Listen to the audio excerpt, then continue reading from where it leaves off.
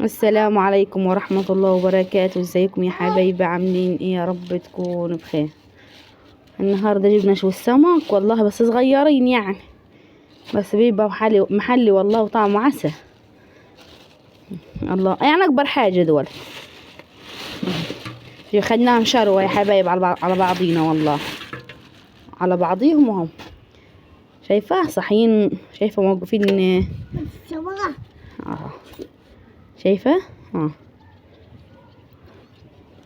اللهم صل على النبي. شايفين لون الخياشيم من جوا احمر وجميل.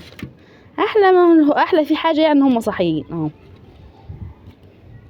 بص الزغنطوط ده.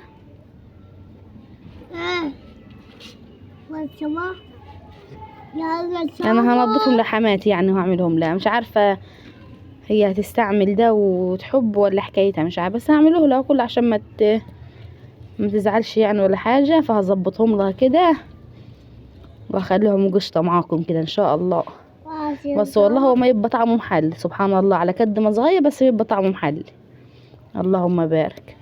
يلا يا حبايبي بقى، اعملوا اشتراك ولايك وتصلوا على النبي كده وانا بحبكم جوا والله. اللهم صل على النبي. اي حاجه تجينا خير، مفيش حاجه نقول عليها لا، خير الحمد لله من عند ربنا. اللهم صل على النبي.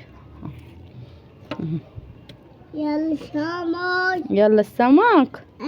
عسل يا محمد. يلا السمك. هتاكل سمك؟ ماشي. لا أذبحها. هتذبحها؟ ماشي. يلا يا حبايبي بقى، صلوا على النبي. ابعد يا امي.